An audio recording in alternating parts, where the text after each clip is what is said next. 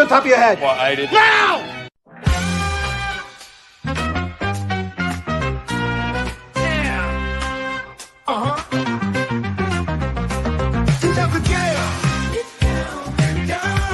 Here comes the jam, getting down with the truth, the only way he knows how to. Girl, what's his name? We're calling the chief. You're damn right, he's gonna get that sucker. Yo, we track down the truth, you know what a track down the truth, you know what do they call him? We call him the chief. You're damn right we do.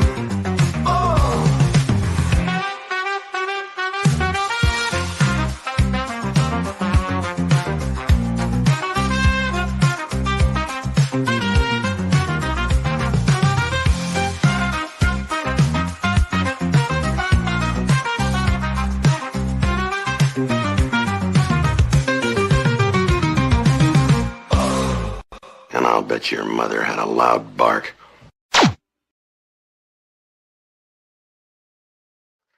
Good morning. This is Morning Coffee with Chief. I'm your host, Patrick Jordan, here on Pop Culture Minefield. You can find us every Tuesday morning at 8 a.m. on Pop Culture Minefield's Rumble channel, their YouTube page, and on their Facebook page as well. I think they also put it on their Twitter feed. So every Tuesday morning at 8 a.m., I bring a couple of retired law enforcement officers and we go over a cop or crime-related movie. In today's movie, we're going to do The Old Man and the Gun, kind of an ode to Robert Redford, who died recently. He stars in this movie, released in 2018. So it'll be a fun movie. But before I get into that, I just want to remind you, you can also catch me on my radio show / podcast on KJRADB.com's Rumble channel, their Facebook page, and their Twitter feed. Now I'm on YouTube now. I just have to watch what I say on YouTube. So far, I've been on YouTube for 2 weeks. It's KJRDB. That's the name of the channel on YouTube. You just go there and you can watch it there as well. And I've been pretty good. I haven't violated any YouTube rules, although I think it's kind of loosening up because Trump won a lawsuit against them. Now you can find me on X as well at LASD Jordan. I do participate in some of the spaces. The one that I tend to participate in the most is called Political Theater. They bring me up whenever there's something law enforcement related or something I have to say. They generally bring me up, treat me with a great deal of respect. It's with Walter Kurt, who's been on my show a couple of times, the Briefing with the Chief show. And, God, what's the other one? It's Trash Discourse. So that's his nom de guerre, his moniker on that show. And we're getting several thousand people watching the show on different platforms. So it's growing. And, yeah, it's a fun show to get on. They talk about serious stuff for the first couple hours, and then they talk. The last one was kind of more fun. But it's 9 at night till 12 at night Eastern Standard Time. So if you're on the Pacific Coast, it's much easier to participate. It's 6 to 9, which is more my hours, because I get sleepy after 9 o'clock and go to bed. So I couldn't last if I was on the East Coast. But anyway, so you can catch me at all those places. Now this week I'm going to be talking to Roxanne Hogue on my show. So it's more of a local show. She's the chairperson for the LA County Republicans. I got 10 million people in LA County, so that's kind of a big wig for Republicans. We're going to see what's going on in LA County with Republicans. Last week I interviewed Tanya Aray, who's running for the 3rd Super Zero District. And a couple weeks ago I interviewed a guy named Robert Lucero, who was a moderate Democrat. He worked with RFK Jr.'s campaign, and he started following me. I saw his follow. I looked at his platform because he's running for the 34th district, House district, against a very progressive guy, and he doesn't like progressives. He doesn't like the Democratic Socialists. I go, oh, I kind of like that. So I brought him on my show, and we had a great conversation. So go and check out my show, Briefing with the Chief. I think you'll enjoy a lot of the stuff. I just got contacted from the West Side Republicans about helping out on some stuff. So I'm having a good time with that show, and I'd love you to do that too. Now, one more thing I got to talk about before we get into the show, and that is the LA Mission. Do me a favor, go to the LosAngelesMission.org and check them out. Their gala is coming up this Saturday, so I'm going to the gala, and we're going to raise some money. We're working with Hope in the Valley. They got about 2,000 beds, Hope in the Valley, but they do just basic shelter stuff and feeding, whereas the LA Mission does wraparound services.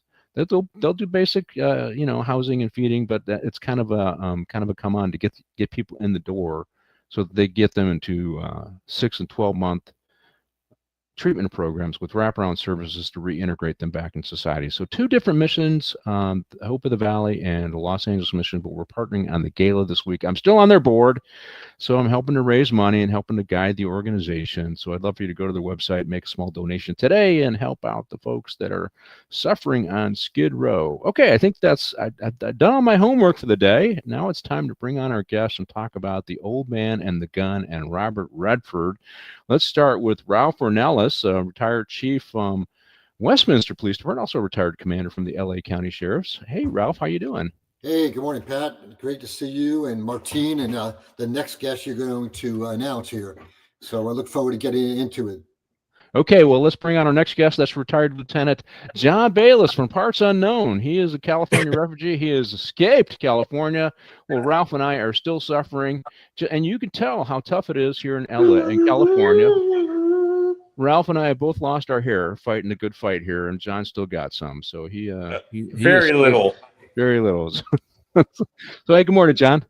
Good morning. I don't have a 4-head anymore. My oldest son tells me I have an 8-head. Okay. It's not 4, it's 8. Yeah, so I've been having. I don't know if you guys have been watching my other show. I've been having a good time bringing some local politicians. It's just the way it kind of worked out. I'm doing some local folks right now, and I did a guy from Chicago a few weeks ago. But yeah, you should check those shows out. Ralph, you're down in the Orange Curtain, right? So there's Danny. Hey, Danny Regalado, how are you? Yeah, my man Danny. Hola, Danny, man. Oh, I know Danny escaped too. I was down in the volunteer state, and I forgot to look up Danny because I was visiting some buddies from where I grew up, and so. But he's down in the volunteer state with Scott as well, and a lot of escapees from California going down there, right?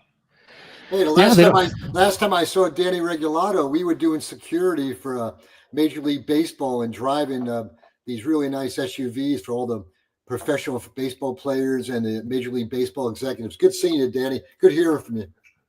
Yeah, Danny he worked for me as an investigator, great investigator. So I had a really good crew of investigators over at Transit. So they made us look good.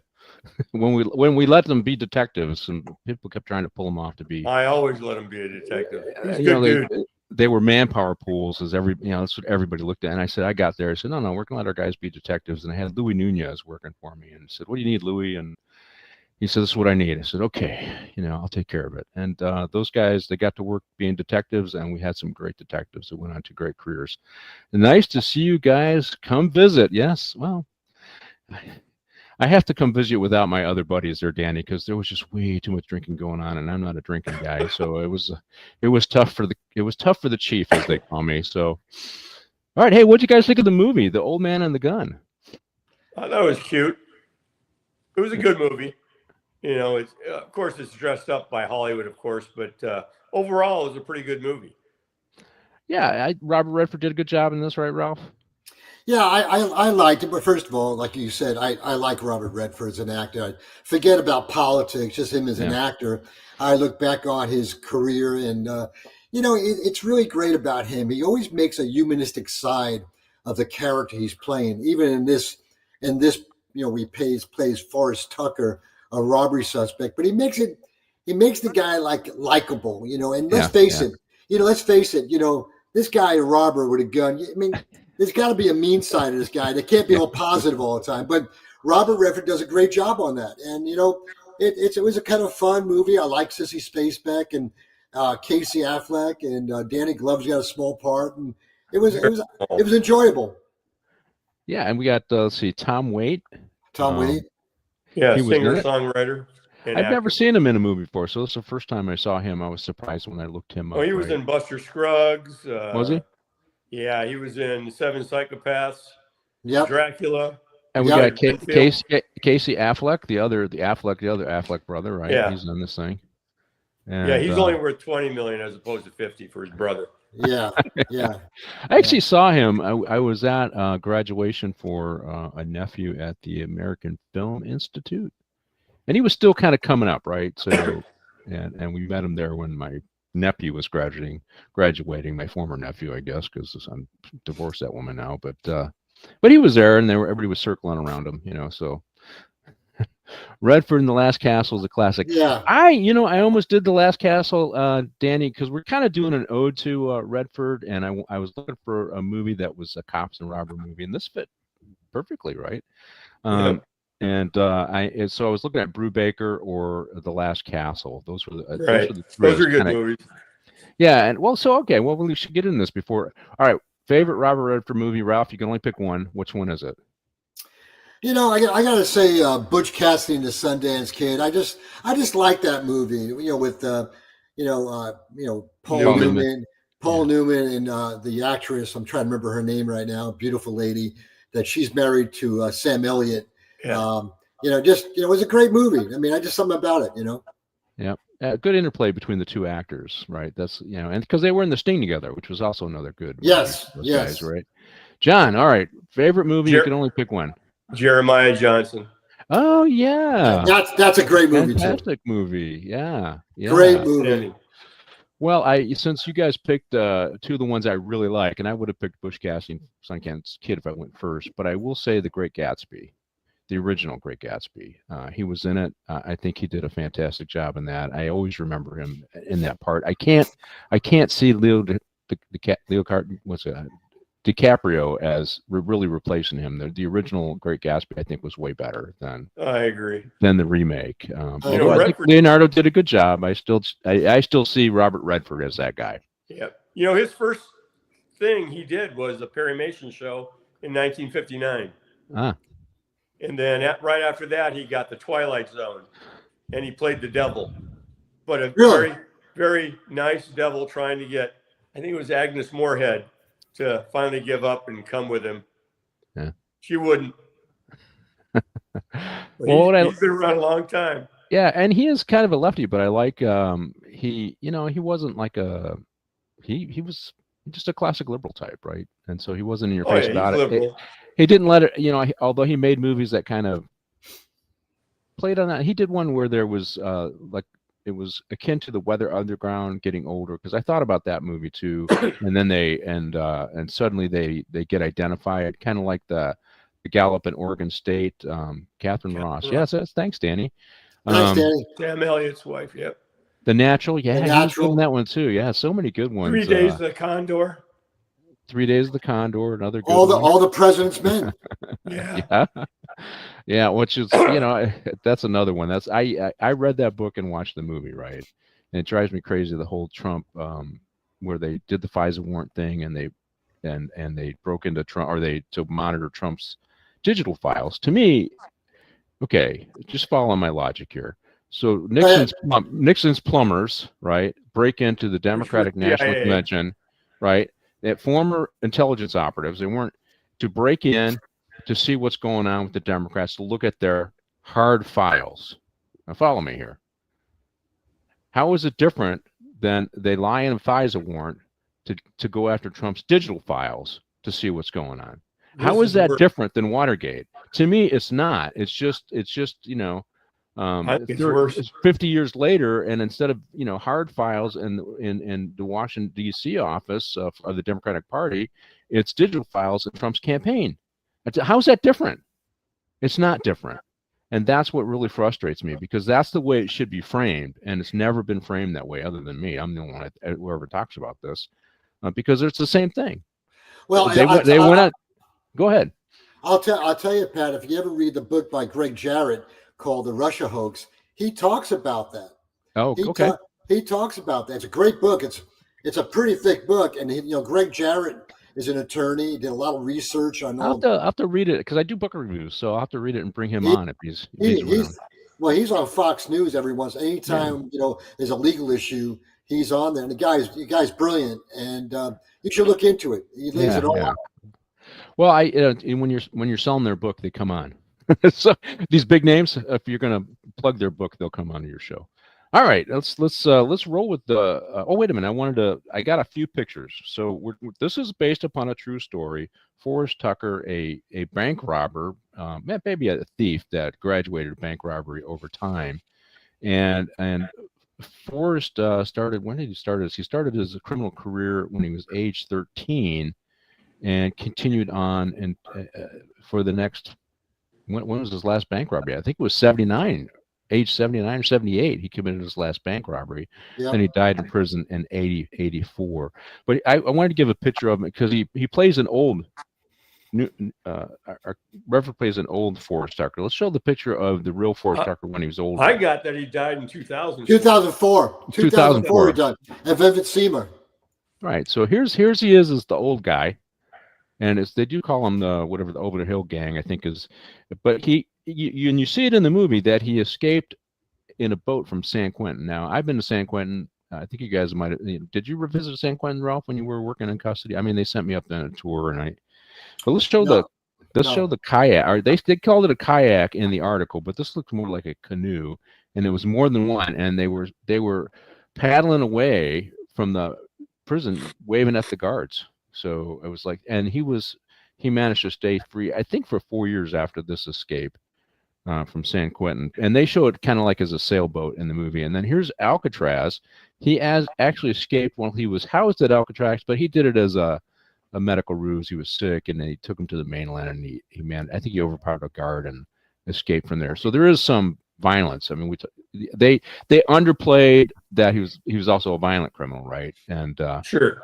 And it said, oh well, he didn't always have a gun. Well, he had a gun. I mean, at least they showed that was a lie. But that's the part of Robert Newman. Like I said, he's always trying to use the humanistic side of a person. Here's another picture of them together, right? So the actor Robert Redford and the real Forrest right there, Forrest Tucker. All right, so it's cool that it's a true story, which kind of hampers the pace a little bit. There's only so much you could do. They did take some license in this. I don't think he ever talked to the detective, as we see in this case. But let's roll the first scene, Robert Redford, and see what happens.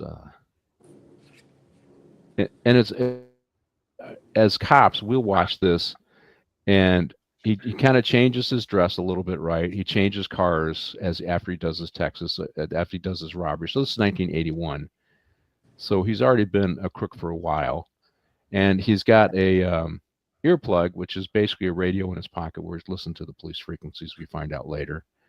And the interesting thing, he acts like what do they say? A gentleman. He's nice as he's doing this robbery. Yeah, everybody said all the clerks said he was polite. Yeah, maybe that came with age, right? Who knows? I don't know. He was happy. He's happy. Any simulated a weapon was what, and that happens a lot. You want to tell the audience simulated weapon, Ralph? What does that mean? And from a legal standpoint, he might have put his finger up. He might have opened his coat up and said he had a gun in there. And maybe he did, maybe he didn't. He might have had a note said I have a gun. And he opens his jacket and they're so frightened. And sometimes bank tellers. I don't know if you've ever been a victim of a bank robbery. I have in New York, and honestly, you don't want to get shot. Right. So here you go, brother, take it. So sometimes you don't get a full picture of what's going on with the person. So the robbery is force or fear, right? So simulating the weapon creates the element of fear, right? And so people go along. So even if you don't see the gun, the simulation is to create the fear, right? So that's. And so from a legal standpoint, he's still toast. And we also see that he has a car set up. So this guy's a career guy, right? He's not doing the spur of the moment thing. He's got a car that he's going to change. He leaves in one car, gets another car. The only thing I was thinking, I wrote in my notes, dump the hat, because he still wore the hat even as he drove the other car, right? Because that would have been the big key, wearing the old style fedora hat, right? If anybody in 1981 even knew what a fedora was, right, working the streets, but said that, then boom, we'd been looking for a kind of old style hat, right? But this tells you about young officers or officers in general. They key on the car, the color of the car, in this first scene. They're not focusing on the other things that may be coming out on the broadcast. Right. And I used to always say that at briefings when I was a sergeant. Just don't lock in. What the information is, because you lock in, you lock out other information. So, if those cops driving by Sissy Spacek in a pickup truck, if they were thinking about, if they can't talk about the fedora, maybe a great cop like you and John and myself, maybe we might have stopped and wait a minute, who is this guy in a hat? You know? Yeah, Alpha says the Hollywood movie making violent criminals sympathetic. Color me shocked. Shocked. Yeah. So yeah, a good thing though, right, John? He stops to help Sissy Spacek to throw them off because they're looking for a guy who's getting out of Dodge or getting out of Dallas, I guess. Yeah. And he just stops to help out like he's this normal, middle-aged guy helping a middle-aged woman who's broken down, right? And you're not looking for that. You're not looking for the guy that's helping. You're looking for the guy that's escaping. So right. This is a seasoned career criminal. So, and they usually learn their lessons the hard way, right? They make the mistakes, they get caught, and they learn over time, and then they learn in prison, right? Because they discuss. I don't know if you're up for explaining that. So, prisons become education factories for criminals, right, John? True, absolutely.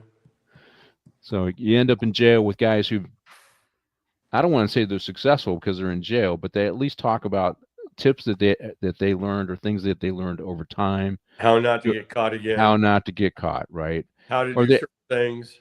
Yeah. It's kind of their education program is in jail. It's one of it's they have studies out there that say, low to recidivate, you shouldn't house them with medium or high to recidivate because then the likelihood of them recidivate increases. They move from being low to recidivate to more medium recidivate. Oh, I agree.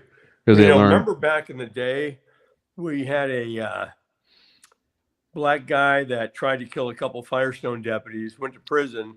Yeah. And all he did, there's video of him teaching guys how to go off on a cop when you're against the wall, when your hands behind your back, how to take their gun away. That's all he did. And I can't think of his name right now. Guy Earl. Raymond Lewis George. Yeah, that's it. Raymond Lewis George. No, I'll never forget that when I was in the academy, my DI, Jim Mahone, he would talk about how Raymond Lewis George would one hand come up.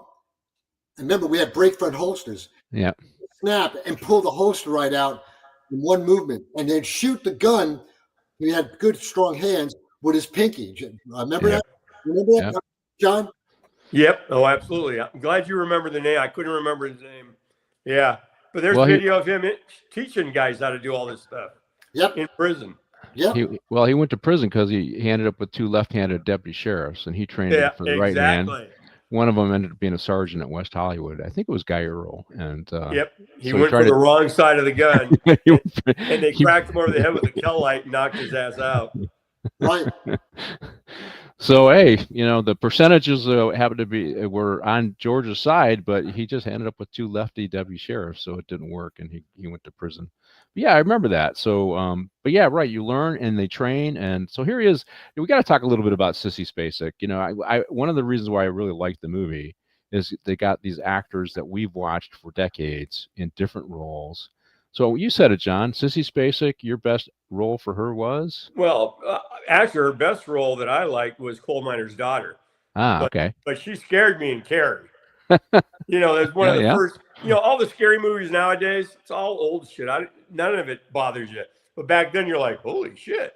Yeah, but she's a great actress. Coal Miner's Daughter, she was phenomenal. I think she might have won an Academy Award for that. I think she did. I have to look. It was about Dolly Parton, right? Wasn't it about Dolly Parton? No, Dolly Parton I think. No, Coal Miner's Daughter is Johnny Cash's wife. Oh, okay. June Carter played Cash. June Carter. June Carter. Yeah. Yeah, we'll have to look. I remember she was in was she in a?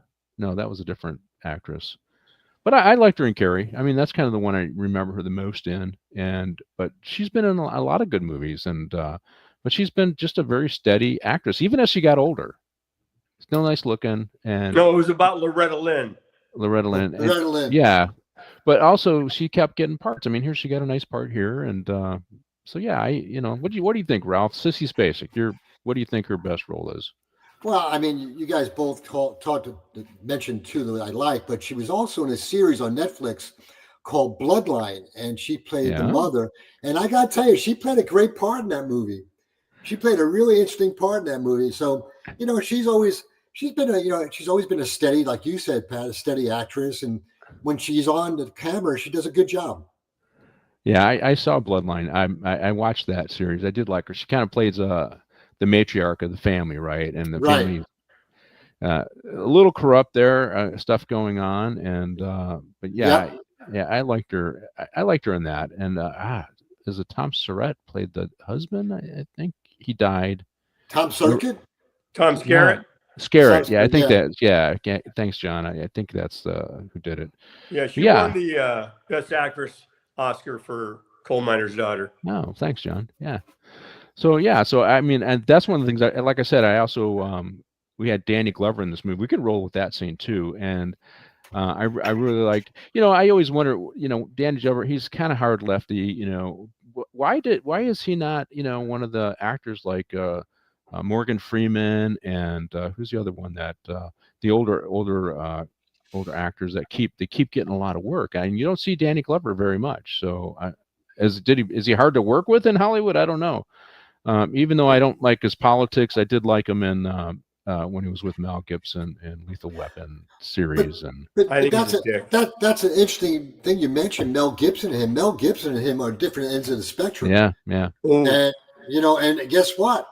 They got along when making the movie. So it's interesting that even when people, it demonstrates once again, you can get along with people on the opposite side of the fence, just like Jimmy Stewart and Henry Fonda did. Yeah, true. But his career's kind of stagnated. If you look at like Morgan Freeman, I'm trying to think of the other older black guy. There's a couple of them. I mean, we can. He's not in the Denzel Washington category, anyways. But nobody is. But I mean, just getting the job is like Morgan Freeman played the president in Washington. Was it DC down or Washington down?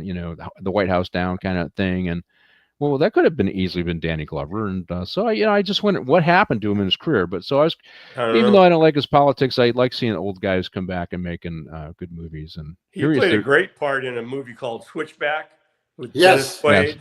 Yeah. Jay Leno, that guy, actor Leno. Yeah. He played a great part. Yeah. I liked him in the Western Silverado. Silverado's a good movie. Yeah, where he plays the guy that's good with the Henry rifle, and I liked him in that. And I mean, they had the tall Jewish guy in that one too. Jurassic Park. He played the Fly also back. Yeah. He was in that one too. It's a good movie. A lot of good people in that one. Kevin Costner's in that one. I'm laughing about you. Oh, the Jewish guy. Yeah. Well, the tall one. He's like 5. I know. 6'5", and he played in Jurassic Park. And I mean, he's a good actor. I just couldn't think of his name. But here, these guys, the old crew, what do they call them? The Over the Hill Gang are doing a robbery. Here's Tom Waite, and here's the bank manager, and they do this. I think he said he had a gun. He had a gun in this one, but he's in his gentleman phase, right, as the robber. Which is, to me, this makes sense. Yelling and screaming only draws attention, right? If you're being gentleman and quiet and implying the robbery, that works.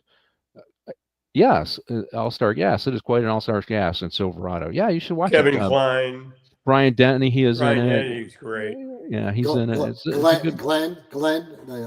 Yeah, Scott Glenn's in it. Yeah. Jeff Goldblum. Thank you, Alpha. Thank you so much. I couldn't think of that guy. Yeah. Jeff Goldblum, the Jewish guy. Well, you all knew who I was talking about, the tall Jewish guy, right? You just couldn't think of the name either. So here they're doing the robbery, and he's just being very patient about it and quiet about it. And it shows. The thing about it is, I don't think this happened. I suspect it didn't happen. The detective who ends up handling the case is actually in the bank when it's getting robbed, and he doesn't notice anything. Right? He's with his kids. Possibility, yes. But I think that might have been made up. Hey, we got Gambit. Hey, Alpha. Hi. Yes. Good morning. Hey, Penny. How are you? Good morning, John. We got Ralph and Martine. Yes. But hey, I think there's logic to being quiet when you're doing these bank robberies. They got 3 guys in there, so that's actually pretty deep. Most bank robberies are just one guy, right? And here you got a bunch of guys in there. And but here's Affleck, and this is all right, John. This is kind of hair you had back in 1980, right? Something like that. Yeah, I had a full head of hair. Yeah. So, I remember that in 2000 floor. Yeah, I was a hell of a lot younger too, but hey, what are you gonna do? then they got the mustache. Hey, I just want to let you know, everybody, your audience, everybody watching, John had extra tight shirts around his arms to show his biceps and stuff. I'm just letting you know that he always had the sleeves taken in. oh man, that's just wrong. Yeah, but you know what? When I came on, that was expected at the tailor. They tapered your. Hey, we worked out at Men's Central Jail. And as you got older, you didn't have your sleeves tapered, But when I first got my first 2 sets, they said, "Oh yeah, we got to taper the sleeves," and I'm like, I didn't ask for that, but they just did it. I think they just got more money out of me, is what it was. But after that, I didn't have any tapered sleeves. But there were guys I worked with that tapered their sleeves all the time, just so they. Hey, Pat and John, I just got to insert this real quickly because a flash of memory came in. John and I and Munoz were in the back of 2000 mess hall when they had metal trays and metal forks, and a riot broke out, and we got pinned in the corner trying to open the side door to go through the back. We couldn't get it open, and they're fighting, stabbing each other and stuff, and throwing metal trays. And I don't know if you remember, John, but Munoz got his head slashed by one of the metal trays. And I don't know why they didn't come and attack us. I think at that time and place, I think they knew that if they did, it would be hell on the inmates. And finally, they broke down, John, and we got out there safely. And I never forget, I made a sign across because it was. They used to beat people with the pitchers. Remember, the pitchers were solid metal. Beat the shit out of people. Yep. But this flash came to my mind, John. And so anyway, sorry about that. Yeah, so the bank manager, I got to point out the bank manager. He was in No Country for Old Men. Now, do you remember the guy who was at the convenience store and the psycho? Yep. And then psycho came in and was still flipping the coin. We'll flip the coin and you pick kind of thing. Yeah. Why do I have to pick? That's the bank manager. Yep. In the scene, right? And he played the store clerk. Yep. He plays the store clerk, and why do I have to? Well, what am I gambling for? For everything. Pat, can we go back to when the kids were in the car before Affleck and his son went into the bank? Yeah. But in a town like that, that doesn't surprise me. That the father would have the kids and go ahead, tell them 10-4. We're on a 10-2. And that doesn't surprise me in a town like that. They would do that. So that kind of things. I've been on ride-alongs other places. That stuff goes on. It wouldn't happen with us in the sheriff's department, and maybe, but in a small town or a town like that, it would happen. Yeah, sometimes you get assigned a car, and it becomes not just your work car, but your getting around town car with the family. That is true. That does happen. So there's our guy that was in No Country for Old Men. So you remember the scene I was talking about, John? With Javier Bardem. Yeah. With that, it's not a shotgun. It's kind of an air. Gun. Yeah. Bolt gun. Ooh, that's a nasty weapon. Yeah, he says, and you can see the clerk shits his pants when he does that. He's like, what? What am I gambling for? Well, for everything. That's what he said. So yeah, no shit. That was, as a character actor, that was probably I've seen him in a lot of stuff. That was probably his best. His best piece of work, right? That everybody will remember. That scene. As soon as I saw him, I go, "Oh, hey, that's the clerk," right? So Palm Beach Sheriff Office had take-home patrol cars when I was growing up. Yeah, hey, Alpha, thank you so much. Yeah, that's kind of a Southern thing too. That happens a lot in the South, right? True. Yeah, my nephew in Florida has a take-home car. It's a patrol car. Marked. So. Yeah, you put it in the garage. Yeah. We were all taught, hey, don't. Well, it's a different thing, though. I mean, big cities. I mean, it wasn't long. I mean, I joined in '83, so we still had the Weather Underground was still active. Cops were still being targeted by the Black Guerrilla family, right? And so you were taught. I thought we had a deputy sheriff who was killed off duty by radicals. I can't think of at a gas station, a black guy. I can't remember. William? No, I can't think of his name, but. I can't think of it. But we were taught not to wear anything home, not to have any markings, not to show anything, because you would be followed or people would identify you and you would be under threat. You don't know who's and we've all been there. You worked the jail for a couple of years, right? And you're out shopping at the store, and somebody comes up to you and says, "Hey, Deputy Jordan, how you doing?" Right? And you're thinking, okay. Yeah, where I know this fucker from. Well, he knows where you're. I don't know him. Speaking if you hadn't worked the streets, right? It's from custody, and the guy is in jail, right? So that's that's the reason all the guys at CJ and in patrol, they're buying necklaces from Sheriff's Relief with the sheriff's star. I'm like, I don't buy any of that stuff. Yeah. So Pat, and when you mentioned the underground, I got to insert this real quick. I don't know if you guys watch the news, but Joanne Chismar died in Cuba. Her name was Affleck. She escaped killing 2 New Jersey troopers back in I think it was 79, 80 or something like that, and she went to Cuba, but she just died about 2-3 weeks ago. And yeah, I know, but let me tell you, it's interesting how she got away all the way to Cuba during that period of time. Yeah, and they protected her the whole time.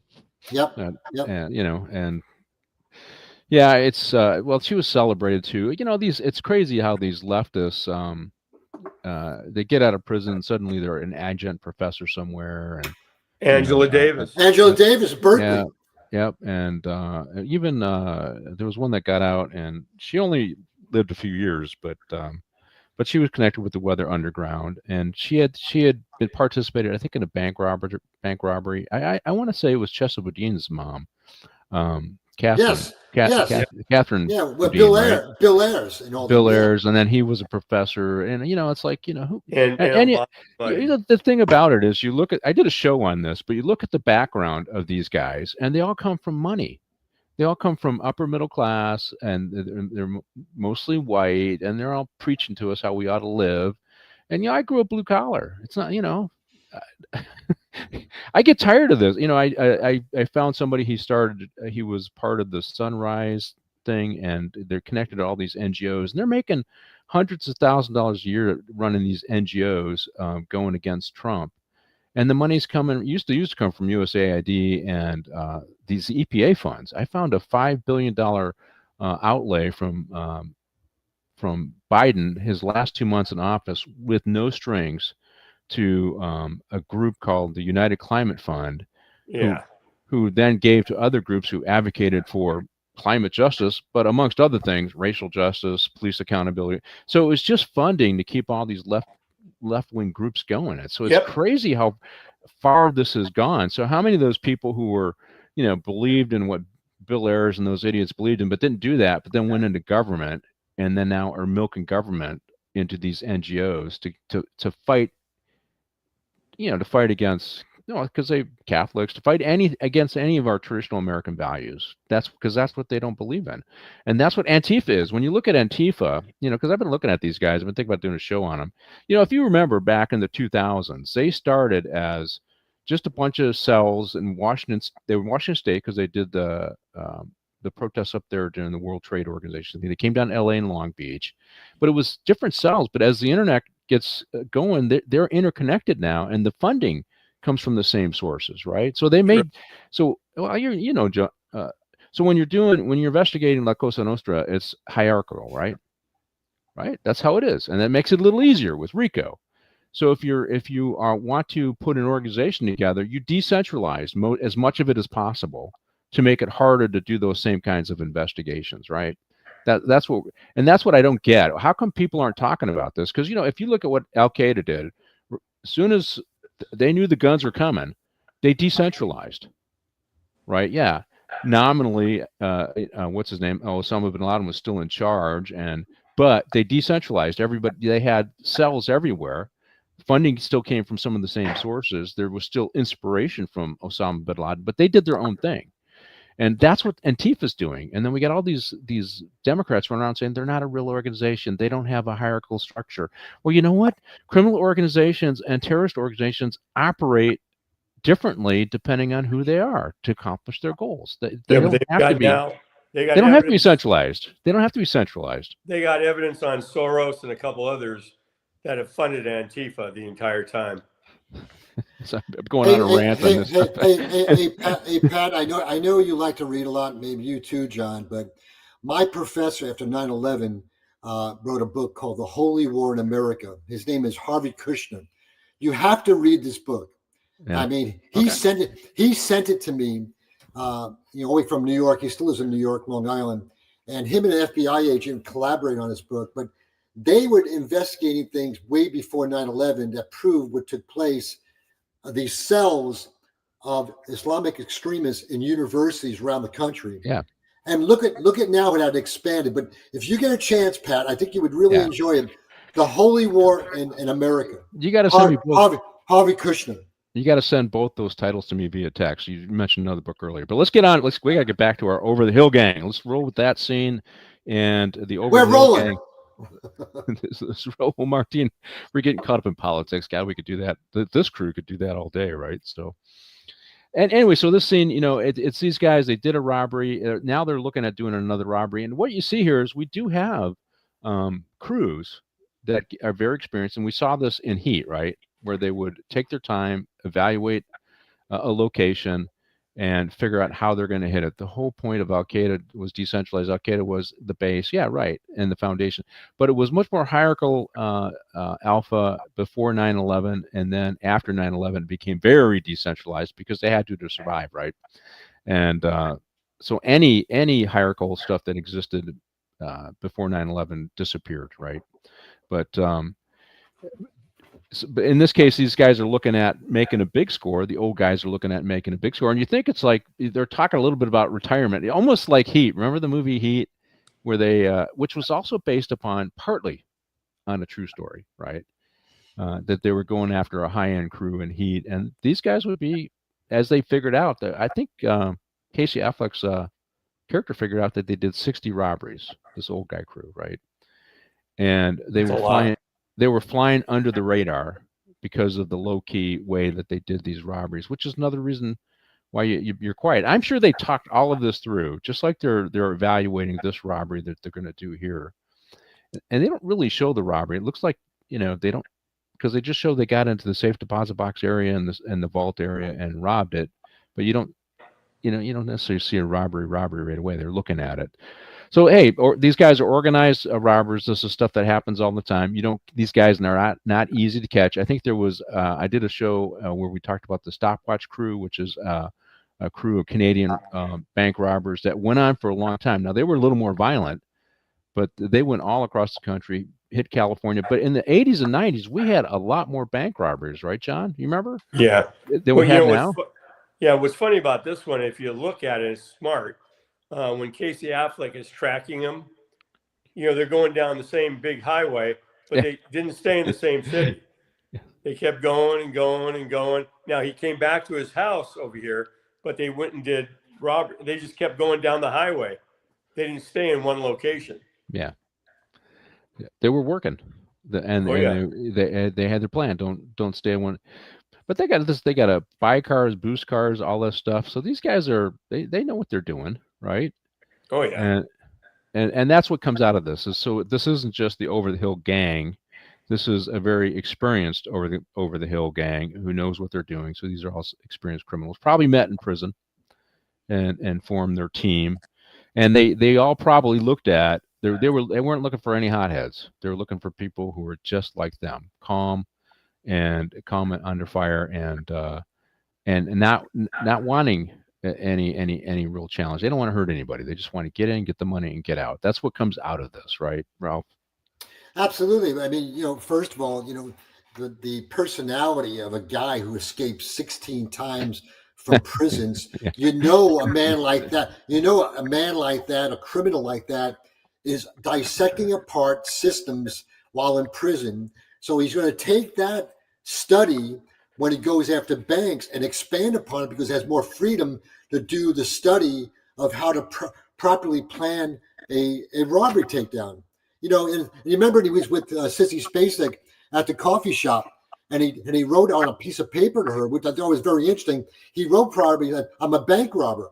And she looked at it. She looked like that, and he goes, "Let me tell you how I would do it," But she thought he was joking, but he laid a plan out all the time. So men like that, or criminals like that, I have to say, they're very sophisticated how they do it. That doesn't mean they don't get caught, but let me tell you something. They know how to plan it. Yeah, yeah. And with these guys, the interesting thing, eventually that the FBI is going to come in. We're going to do a little scene where the FBI comes in. But so John, we got to explain to the audience, why does the FBI take over bank robberies? Why is that their primary? You want? Yeah. Now it is just because Melvin Purvis said they should, right? There's a very particular reason why, because the money's insured, right, by the feds. Exactly, federal government. So FDIC. FDIC means the FBI is going to be taking over that case when it's a bank robbery, right? Absolutely. And I think they insure money in credit unions too, right? So anytime it's a bank robbery or a credit union, the feds are going to be involved, particularly if it's over a certain amount, right?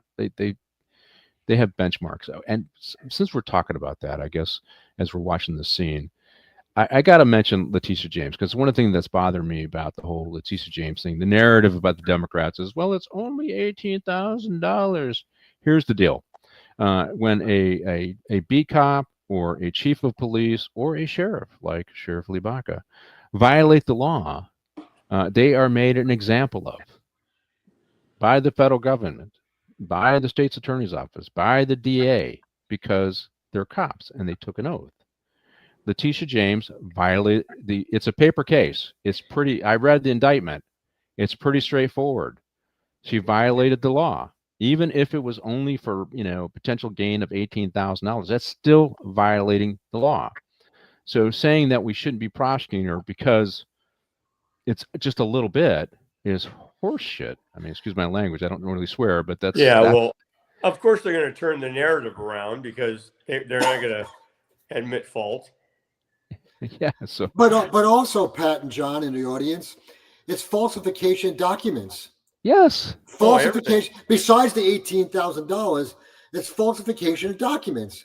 So they're going to say. So we put our right hand up, gave a say the oath of office as the president. She did too. It's falsification. That's against policy. It's against the law. So, but they would come after you just because they hold us to a higher standard. And she's saying I shouldn't be held to that higher standard. This was just an error on my part. Oh. We are police officers. They feel police officers are expendable, and politicians see themselves above the law.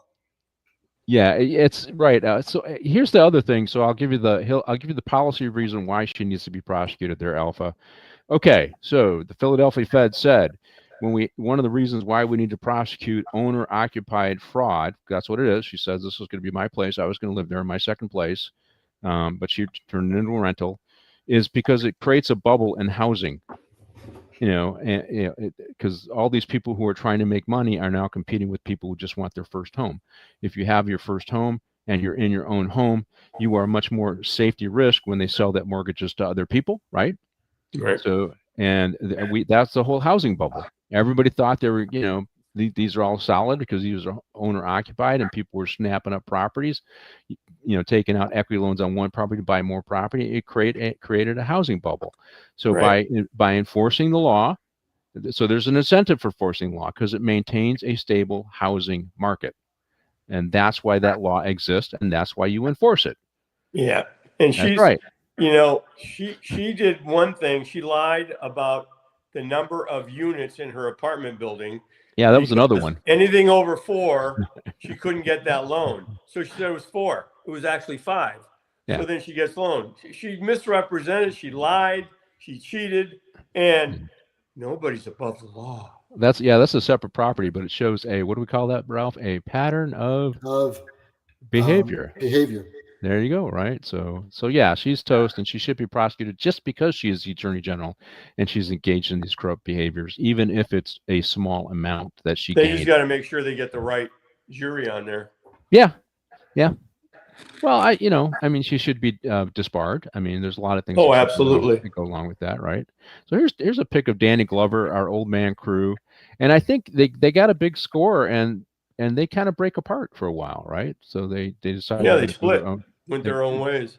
Go their own way. And I think they said that he was 67 in this, so they're, because our detective is putting this together, 60 robberies and all that other stuff. I think we got time to do the FBI one, because we got to bag on the FBI a little bit and then build them up a little bit as in this scene, right? And because I think they're going through a whole lot of drama now. But so our guy Casey Affleck does the work, and he figures out that it's 60 robberies. And of course, the embarrassing part of this is he figured it out. Yeah. And not the FBI, right? That's the embarrassing part of this. But that's not unusual, right, Ralph? Lots of times it's the locals putting the pieces together. The feds see it as, here's our feds. They see it as a big case, and now they're going to swoop in and take it, right? And they should, because it's their lane. But they're the ones who should have figured out that these guys are good for 60 robberies, right? Not the local B cop. Well, but they came in a day late and $1 short on the whole case, and Casey did all the homework, and Casey went all the way from Texas to San Francisco to interview that other investigator, had a box and put all the things together. Plus, by Casey Affleck being on TV, Forrest Tucker's daughter sent him a card with a picture of what he looked like when he was younger, and he interviewed him, and he built that up, and it took him all the way to San Francisco. So, he put the case together. But let's face it, I worked with the FBI, and I got there some great people, great partners. I worked on the task force.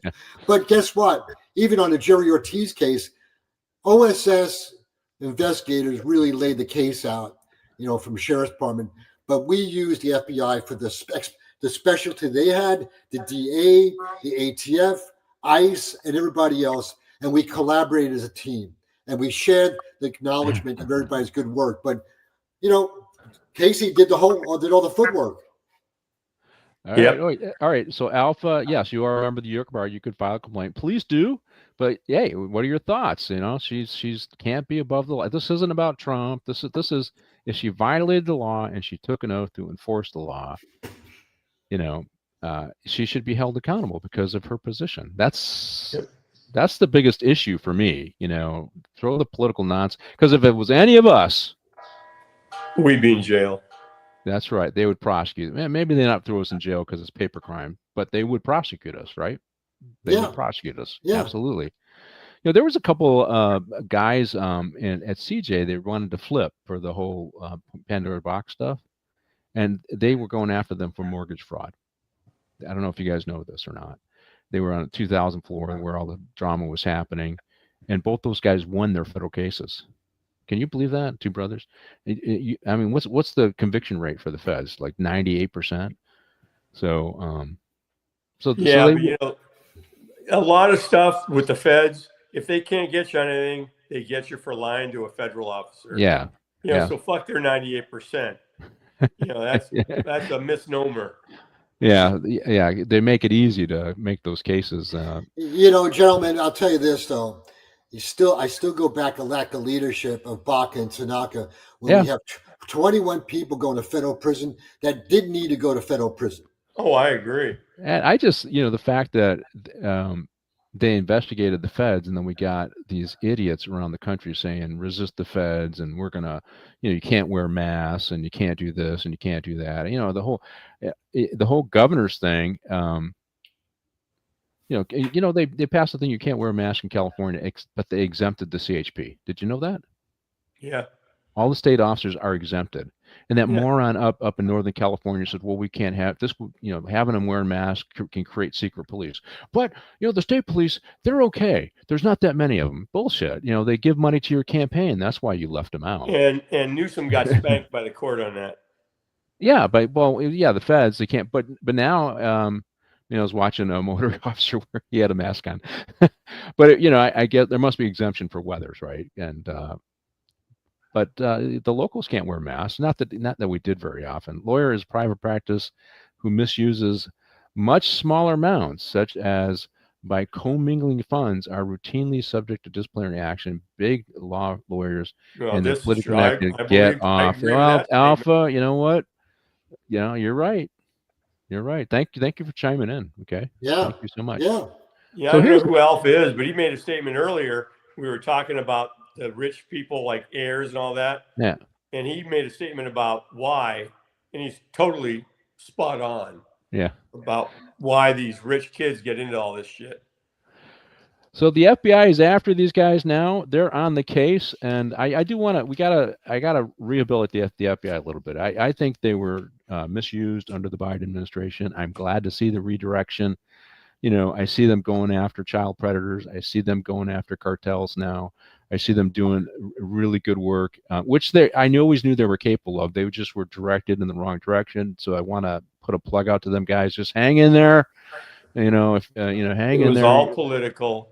Let your organization change. It may feel like it's political now, but I think ultimately Kash Patel and Dan Bonacino. Oh, they're great.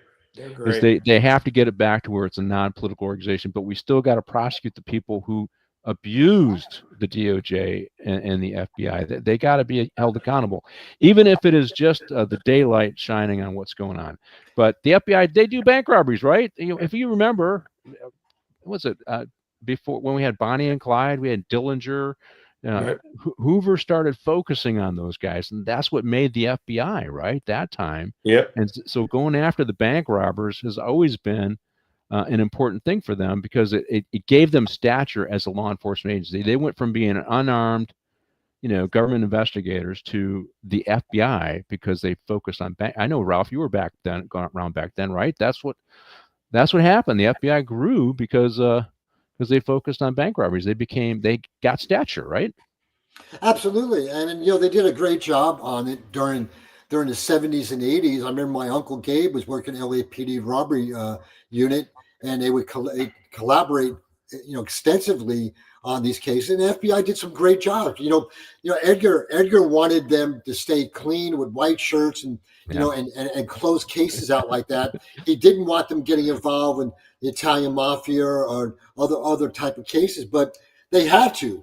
But I gotta be honest with you. I look at some of my FBI partners I worked with. They were outstanding. I look at my nephew.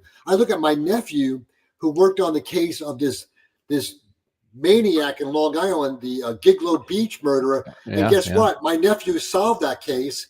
And I gotta tell you, I'm very proud of the FBI, what they're doing right now. Yeah, I think they were just under the wrong direction of the last administration. So I hopefully they can turn them around and get them to where they're less political. It's hard to do once it's done. Once that once the cherry's broken, it's kind of it's hard to go back. But I want the best for the FBI and the federal officers, and they're weeding out the leftists that are all political, and Patel and Bongino were leaders as opposed to the other people that were there. Gentlemen in the audience, let's look at our organization. It was political.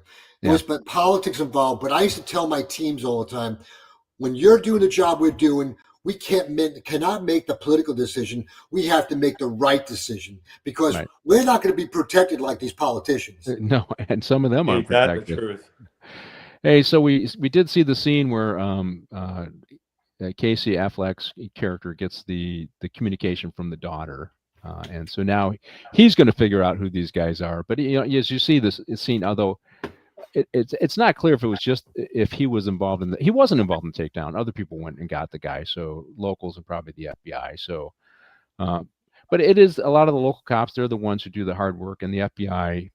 They do have resources that like this jurisdiction probably didn't have. I have to remind people, I was in a jurisdiction that was resource rich. Between the sheriff's department and LAPD, we could handle stuff, right? But you look at some of these jurisdictions, they don't have that much resources, right, Ralph? So they need the feds to come in. You need to rotate agents from regional FBI offices so that the DC office doesn't become an insular and politicized. I agree with that. That is a strategy that's been used in a variety of big agencies.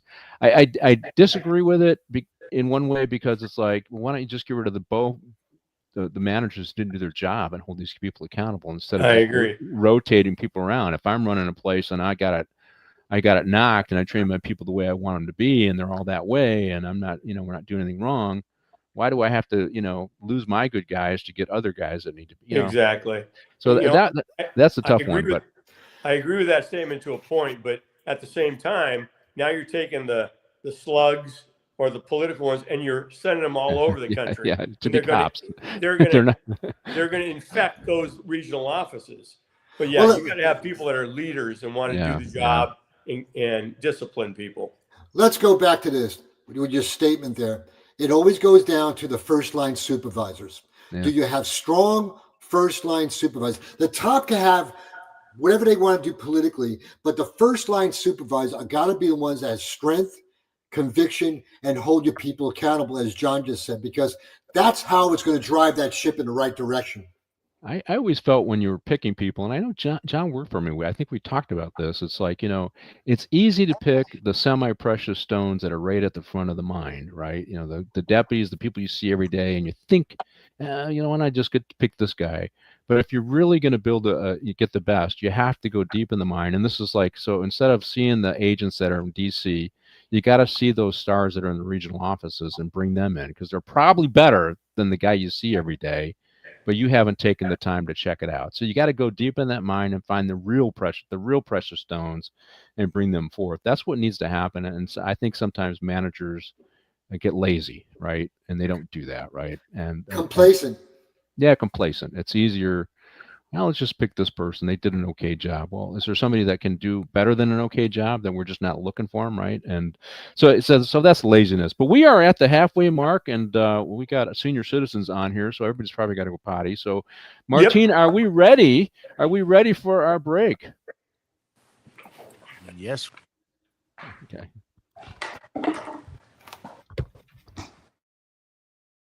There's only one location on the internet where you can get it all. Movie, TV, and comic industry. News and rumor analysis. Official scoops from Geekosity magazine. Reviews and interviews. So, when you need it to be Sunday, there's only one place to go, mate. Pop Culture Minefield. Well, they're always talking nerd stuff. Right, jog on then.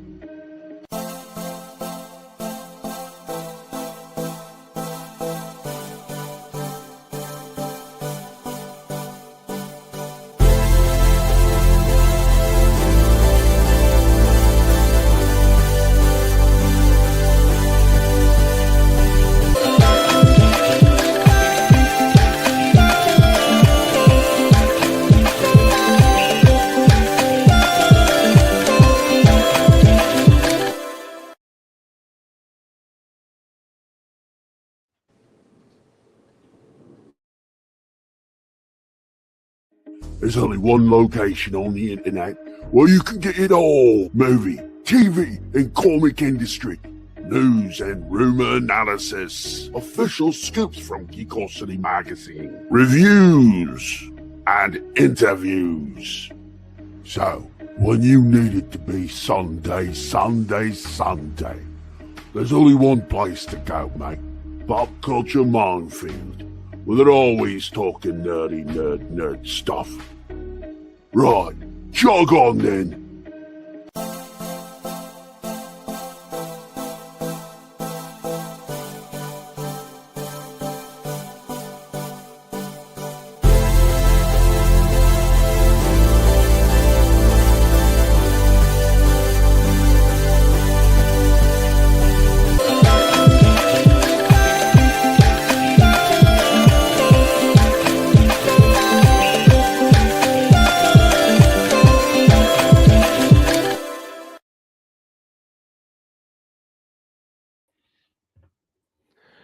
Good morning. Welcome back to Morning Coffee with the Chief. We are reviewing the movie Old Man and the Gun. I think there's our other guest. And I just want to tell you, this got 93% on Rotten Tomatoes, so it was well received as a movie. And so it's based upon a true story for those of us who are just joining us. And it stars Robert Redford, who we are honoring today on this show. He passed away recently. He's got decades and decades of work in film, and this was released in 2018, so obviously one of his later works. Okay, so we've been doing a lot of politics here, but let's get to back to the movie. I Am a Changed Man. Okay, so he keeps floating in like he's somehow changed, right? And he's passed all this stuff. He's, his daughter said that he said he was a changed man. He kind of implies that in the movie here and there, but eventually you realize, I think it's for the excitement. It's not really for the money for him. It's addictive. It's addictive. It's for the incitement. Here's his daughter, and Affleck goes out to talk to her. And he says he's a changed man, and we hear a lot of that. That a lot of guys go to prison and jail, and suddenly they find religion, right? Find God in prison, right? I'm a changed man, and they get back out again, and somehow the devil's gotten back into them. So there's a lot of people who play, but these are a lot of guys who go into prison are con artists, right? They've been manipulating people for decades, right? And that's why they're in prison. I try to tell. I was working on some anti-recidivism program, and they were putting 75 people together who were medium to high to recidivate. It was with Kamala Harris's staff. It's called Back on Track. And I had to tell them, remember all the people I was working with had, I said, all these people they're not nice people. They've been manipulating people for decades. You can't listen to them. And they have to change. You don't change for them. They need to change to what we want. And but you see a little bit of that in him. He's manipulative. He can't change. He likes it. I think the excitement of it all is good for him. And that goes for our other two old guys too. I have an appointment with the VA hospital in DC tomorrow. Hasn't been canceled. Oh, well, okay. So they're keeping certain things open there. Good luck, Alpha. I guess I'll see how the shutdown is affecting the traffic. Well, you know what? The locals will get you there. It's probably the traffic in the hallways that'll be the problem. You'll probably be in line. So it's interesting, this whole shutdown that's going on. But hey, so this guy he's laying low at his girlfriend's place, right? And they do eventually, in real life, marry. But he's laying low there at her ranch or farm, and he's a gentleman. She likes him, right? You don't see any abusiveness going on between them. And he does do a robbery later on, and she divorces him, but she sticks with him, and you see that in the movie here. But here's the daughter. She's what you see with this daughter. Here's when I was doing that program, we would put people through educational programs, and we put them through different programs. And one of the things they wanted, and the captain of the facility was resisting, is they wanted a copy of their certificates. And how there's unlimited stuff you could have paper-wise, and the captain resisted. And I went and talked to these guys because they were beginning to churn, right? They were having an impact. And I said, why do you need a copy of your certificate?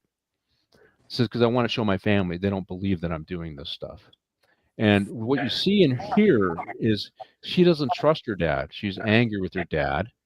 And a lot of career criminals, they break those bonds with their family early on and continue to break those bonds. And when I was dealing with this stuff, the family didn't trust them. But here comes the movie depicting a felon as a misguided human being. Yes, Gambit. Oh, you guys are sarcastic today. Yeah, but that's right, Ralph? These guys, they break those bonds with their family, and it's really hard to rebuild. And so when you're trying to recidivate somebody, they got no place to go because they've already burned all those bridges, right? Yeah, they fool the family. They show a different face to the family. It's been successful with them at times. And here they go into jail, and they go back to the college of being in jail and in prison, and they start elevating their how they present themselves. And I'll tell you, they've become very good actors, very good actors. So Pat and John, we used to have education-based incarceration in men's central jail. We would ask sometimes these inmates, "Hey, are you getting anything out of it?" "Hey, I'm just doing it to get the certificate to go in my file, and I could show my family." But yeah, some of them never want to really change the manner they conduct themselves. Yeah. And when I talked to a lot of these inmates, they would be straight up with me and say, "Listen, I got to do it for show and tell right now." Yeah.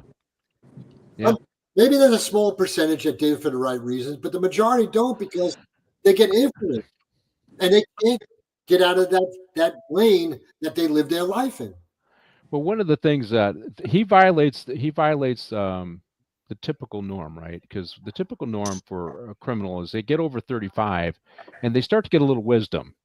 Like, maybe I need to be doing something different, right? And if there's going to be any recidivism, it's when they're older, right? They recognize the error of the ways, they turn around. But our guy here doesn't do that. He keeps doing the same thing over and over again. He's never recidivated, right? No, And, man. he's not going to. But let's talk about the anger of the daughter, right, John? So so think about it. So her dad abandons them, and he goes off on his life of crime. She's angry with them because she didn't have a dad, right? Right. And the few times he did have contact with her, he never followed through. And that's abandonment, and there's resentment there. Well, you're dad, right? Absolutely. You're there. You're there all the way through. Even if there's disruption in the family, you're still there, right? And I will say that's the difference between a man and somebody who pretends to be a man. Is the guy that fulfills his obligations, even if things are tough, and puts the other people that he brought into the world ahead of him. And our guy here, as much as they make him look like the lovable character here, the likable character, he didn't do that. Hollywood. He didn't do that, but at least they showed the anger of the family. This maybe he's a nice guy, but he didn't fulfill his obligation as a dad to his daughter, right? No, there's one scene in there where he goes to a bank or something, and he wants to deposit money for her, in case anything happens to him. But they needed to have her sign or something. So that fell through. So he was trying to think of her. He had a good feeling for her, but he still didn't do shit for his daughter or his ex-wife. Yeah. Well, he's a selfish guy, and he's a selfish person to fill his own need. As John said in the beginning of this segment, he has an addiction.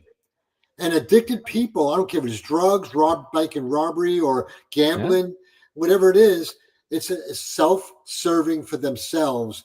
They don't have a caregiving heart to really truly be that father or a husband. It's an adrenaline rush, and that's what makes him happy, and that's it. You can't get away from it. Yeah. No, and that's so it's interesting because the thing about I'll talk a little bit about guys taking classes, right? I mean, there's 8 criminogenic factors, and the lower ones are education, learning a trade, things like that.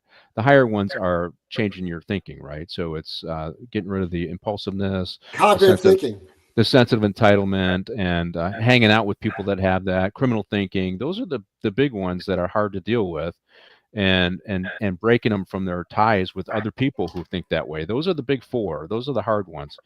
And the way I looked at it when I was working on it, okay, so if I get some knuckling head in here who's not going to change, but I can move him along his way on his high school diploma. Like, I get him into English class, I get him into math. He keeps coming back, right? So I just use all those opportunities. There was one guy, he was in that program. He had been arrested 53 times and in jail 53 times.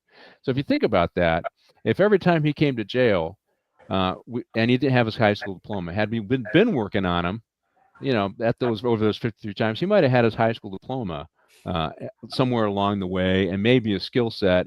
He'd have had his PhD 53 times. Jesus. Yeah, and after he got to a certain age, because he was still in his 30s, and stupid kid. Well, not a kid in your 30s, but taking advantage of his mom. He was the first one that we released in the program. I didn't think he'd succeed, and he didn't. But you just use them the opportunity when they're in jail to give them those things that address their criminogenic needs, and as they get older, you hope that wisdom. Because think about it. We all go to school, and mom and dad are just kind of pushing values into you, right? What are they pushing into you? They're pushing wisdom into you, right? They're giving you some wisdom along the way. And sometimes that wisdom is the end of a belt, and you learn it a little differently, but you learn it, and that's why you avoid that stuff. And as these guys get older and they're in prison, sometimes it takes them a lot longer to get that wisdom they need to stay out of prison. That's my layman's way of kind of explaining it, but this guy never does. So let's see. So he did 16 escapes. I'm just going through some of my notes here. Like I said, I think he likes the excitement And let's roll with the next scene. And this one is looking sharp. I forget why I put it that way, but now remember, he's kind of laying low. He's not doing stuff, but you can see, remember, he's sitting on the bed at Spacey's place, and he's looking out at her big field, and you can tell he's out of place. This is, he can't do that, right? He's out of place. And this is the scene where he's having lunch with. I do not believe that this happened in real life. He's having lunch with his girlfriend, right, or wife. I don't know if he married her by then. He was married multiple times, a real guy. And Affleck's character walks in, and he goes and has a confrontation with him. This is where I think they took a lot of creative license, because I don't think this happened. Two, I don't think Affleck would let him go at this point, right? I think even if his family's there, but I know his family's there, but I don't know. What do you think? This is just poetic license there, Ralph. What do you think? I wouldn't be surprised something like that took place, because Forrest Tucker had moxie, and it would build his ego up to confront this detective. That's true. And engage him, because he knew enough that Affleck didn't have enough on him, because really you're still putting a case together, and you look at the dynamics of that conversation, and Affleck's just looking at him like, it's you son of a bitch, and then I think when he walked away from him after he cleaned his tie, he goes, you got to look sharp all the time. It was like that was a nudge. And so then when he walked away from him, and I think it was, and Affleck smiles and goes, "Okay, Forrest." And I think that was a surprise to Robert Redford in the acting, that he knew his identity. Yeah. But he didn't have enough probable cause to arrest him. Yeah. And then maybe he wouldn't want to arrest him, because if he did have an arrest that really had enough substantiation, you could lose a case. Well, but even if he did have the evidence, you got your daughter with you. Yeah. It's like, okay. It was his wife. It was his wife in the cafeteria, not his daughter, John. It was his wife. I thought he was with his daughter. Okay. No, he was with his wife at the counter, and Robert Redford was with that Sissy Spacek at the booth. That's right. So Gambit mentioned James Cagney in the movie Public Enemy #1. I remember him in White Heat. I think he played a gangster. Oh God, yeah. Top of the world, Ma. Time at the top of the world, Mom. Psycho. James Cagney played a good psycho. But yeah, so I do think that this didn't happen. I think this was just a little bit of poetic license. Well, Hollywood will do that. Yeah, which is okay. I did like Affleck's character. I mean, he played a good character, and he did. He did a good job. I don't always like his movies, but he did a pretty good job in this one. Although it's like I said, they didn't quite develop his character enough. I think I would have liked to know a little bit more. He was a subdued character, He didn't. Yeah, he wasn't out there. Yeah. So okay, John, I got to ask this question. So Forrest here, or our character here, says you got to look sharp all the time, right? That's looking sharp sends an impression, right? That's what he's saying, right? That's what Forrest is saying, right? You always look sharp in your uniform, and you always dress nice, right? Looking sharp is important, right? Not just to catch the gals, but it sets the tone for what people think of you, right? And that's what Forrest was getting at in his wisdom, even though he's a crook. That's what he was saying, right? Oh, absolutely. We had a sheriff who had to change the belt buckles from silver to brass, don't right? Get me started. Because started that crap. But one of the things I did like about Sheriff McDonald, he always looked good in his uniform, and he expected that, and I kind of agreed with that. I did. I mean, I do too. Well, I always have, but that to me is okay. You look great in your uniform, but you're a dick. And you're changing button colors. Come on. Well, I have to tell you, so I've been watching the department. I've been watching a lot of departments. So we fought the battle so that our guys who were working footbeat, and it was Scott Orr who did this, could wear vests, because we did this whole study on weight-bearing vests. My disc problem on my lower back is probably because I'm wearing a gun belt, right? And so we did all that, and we took it to the uniform committee, and they agreed that if you work in a footbeat pro, you can wear one of those vests. And I hate the vest. I hated it. The look, I hated it. I still hate it. And now everybody in the department gets to do it, and I hate it. I mean, I like it because it saves your back. I think it's not good if you're in a fight. It doesn't look as professional. I agree. It does not look as good, and it just drives me crazy because it's been because I know it was my unit that pushed it and started it for patrol guys, and I know, A-Lads or somebody said, well, if they're doing it, everybody should be able to do it. And True. Now the department's doing it everywhere. But I will say the studies we looked at were out of the military. So the weight loading, if you carried most of your weight on your shoulders, it saves your back instead of carrying it all on your hip. What do you think, Rafa? You're shaking your head no. You don't like the vest either, right? I don't. I think it doesn't look professional, and also I believe it makes your cops, deputies look like it's very militaristic. Yep. And I'll tell you this. About a month or two ago, I went on a ride along at South Los Angeles Station with a great deputy, and he still wore the same uniform you and I. Yeah. We wore just regular uniform, Class A uniform. He actually wore long sleeves too, and not without a tie. And you know something? I asked him. I said, "Hey, how come you don't wear it?" He goes, "You know something, sir?" He goes, "I don't think it looks good. Number one, I don't think it looks professional." And he goes, "Let me tell you something." He goes, "I don't think it really helps." Now, Pat, I didn't do any studies. You did, but he says he felt it doesn't help with the back. He feels it's still kind of people leaning forward more or leaning back more. It does make an imbalance where we had it around our belt, but at least it was some balance within the belt. But it really, with my back issue, was not, my doctor told me, is not the weight on it. It's the constant getting out of a patrol car with your left leg that you're turning that spine back and forth. True. Yep. So, with the added weight. Yeah.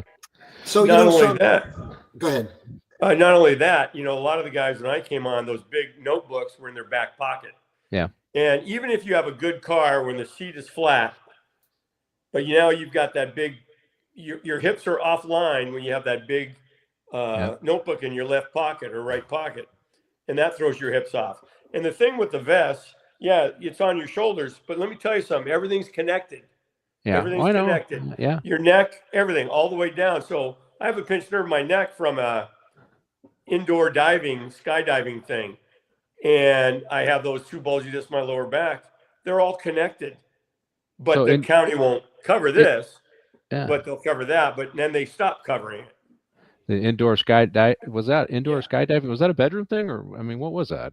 Well, they still have them now, but back then, it was 40 feet. You get in a DC-10 turboprop fan, and you stand on the side and you dive into it. Problem is, now they don't have them, the stands. It's the whole thing is one person at a time, because then if you put your hands forward, you go, boom. I landed on my head from 14 feet. Fucked up my neck.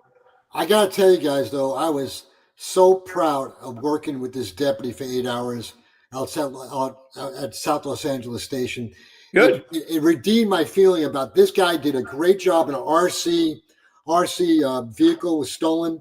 He also got the guy for 11,395 H&S, which means 2 priors with convictions of drugs, and that 11,395 gives a felony charge on that too. So, he did a great job. I was really guys impressed. don't do that shit anymore, man. That's great. Somebody wrote an RC arrest. Wow, it's. I wrote them all the time. I did too, but they got out of practice and they discouraged them. I think after a while, And guys don't even. I don't think they carry the. We used to have those 2 books, the California Legal Source Book. Yeah. They don't need it anymore. They got the computers in the car. Are you kidding me? Oh, they got the phone. You could look. Well, it up, now, but still. Yeah. But are they even looking on the phone at the Legal Source Book? I doubt it. I got to tell you something. I was so impressed with this deputy. He did a great job on that. I wrote about a week or so ago here at Huntington Beach. Here they are. They had a case. They flipped open their computer, which is in the car. They take it out, and they would check it on case law about a 290 sex register. They are on it. They are on it. I'm telling you something. Yeah, that's good. But I made an arrest once, and I opened the penal code up and I read it. It was a forgery case, and I took it in to run it by a lieutenant, and he says, "Well, he wrote a fictitious name." The guy goes, "Well, this isn't a charge. And he was just a jerk, right? And I went back to the sergeant. Hey, I said, he was fat, right? And I said, that fat man doesn't know what he's talking about. Sergeant, because I was really angry, right? And because I opened a penal code up before I put the hooks on this guy, right? Was so that I was Tony solid. Madrid? I'm not. Oh yeah. Yeah, no comment. I have to tell you, the sergeant went back in there, and I went back, and he signed it. Never questioned me on an arrest ever again. I would walk in with a probable cause declaration, he'd just start signing. I didn't even have to say anything. So, so even though he was kind of a jerk, I guess I made my bones with him. Like, no, because the sergeant went back and says, hey, here it is in the penal code, sir. He said he read it before he made the hook. And so, but yeah, that's, I never liked that, hey, don't call me stupid, particularly if I'm right and you're wrong. I don't care what your rank is. I don't care what your rank is. All right, we got captured. Now here's the guy. So he gets captured, our guy. How many scenes I got left? Okay. He gets captured. And this is and he goes to jail, right? And he's an older guy. Now he knows they're onto him, right? And he does a robbery, right? And they're onto him. He gets shot, so they're it doesn't show that there's an exchange of gunfire, but I suspect there probably was in the movie, right? And he goes to his girlfriend's house, and he's going to go in and get help, and he decides not to. He just takes her horse. He steals her horse. He's an horse thief too, and he's that's a hanging offense. Hanging offense. And I think she's in Texas, right? And he's trotting away, and then he sees the line of cars. So this is where they make him feel like, okay, he's a good guy. 100 cars go into her house because they figured out where he's at, and he turns around and goes back and gets captured, right? And he ends up in jail, and she comes to visit him. And this is the part where he gives her the, we're going to talk about it a little bit, but he gives her the list of all of his escapes and stuff. That's coming up. But see, here's the deal. Going back, he goes back to her house. He probably should have never went back if he really cared about her. He should have just gotten the wind. It left her alone, right? And he had it good. He had money. He didn't have to do the robbery. But this is where the excitement. He just can't not do it, right, Ralph? Yep. Two things you bring up. One, how did they locate in the movie? How did they locate her house? How did they get to that point? Number one. Number two. Yeah, they don't show any of that. Look at all the money he put in that false floor. I mean, all the stacks of money. Whatever happened to that money? Okay. And you haven't got it to yet, but I got to bring this up. When Casey Affleck went to the hospital to see him handcuffed, and he gave him the $100 bill. You remember that part? Yeah. You remember when he walked away? He went like this. Oh, what was that? What movie was that? The Sting. The Sting. That to me was very interesting. Well, we watch these movies all the time now.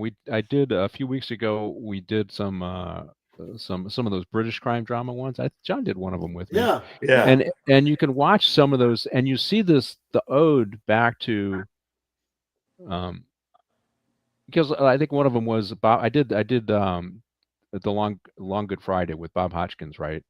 And it was very similar to The Godfather in that Hoskins trying to go legit. He's trying to do a legit project, and his henchmen get him involved in something he's not aware of with the IRA, and eventually takes down his organization, right? But that was very similar to The Godfather, right? The storyline, Michael Corleone too, trying to get him out, trying to legitimize them, and he's pulled back in by the old demons, the old La Costa Nostra, right? So he can't get out. He can't go there. He has to play dirty, right? So I see a lot of that. Like another one we did. Did you do Layer Cake with me, John? No. I did Lock, Stock, and Two Smoking Barrels. So Layer Cake, when you're watching the movie Layer Cake, one of the first scenes, I can't remember the name of the actor. He's in a cooler area, right? A walk-in cooler, and he's got an ice chest, and he's cutting a fish, right? Yeah. And he throws the fish in the thing, right? And I was on that one. Yeah. You were that, yeah, right. So you remember. And later on, one of the bad guys he's in the cooler with the fish, right? And to me that was an ode to, so and so is sleeping with Sleep the with the fishes, like fish. Luca Brasi is sleeping with the fish, and so I didn't catch that, Ralph. I didn't catch the thing, but I like that because if you're a film buff, you remember those things. If you're somebody who watched a lot of films, and you remember those things, so that's. But I thought that was really great the way they insert that, because to me it was like an honor of this older actor Robert Redford, and Casey does it like that. I thought that was something. It was something sympathetic, or I don't know. I can't right word right now, but it was an honor of him and Paul Newman. Yeah. It was. I agree with that. Well, I mean, this is their industry too. Now think about it. When we as cops, right, we have our traditions, right, and our lore, and we like bagpipes, except they're pretty sad, at times. There's certain things that we like in law enforcement, and we remember, and it's an ode to the back. Even your uniform, and the things that you have on your uniform. Just a lot of stuff is. So we have our traditions, right? But so does movie making.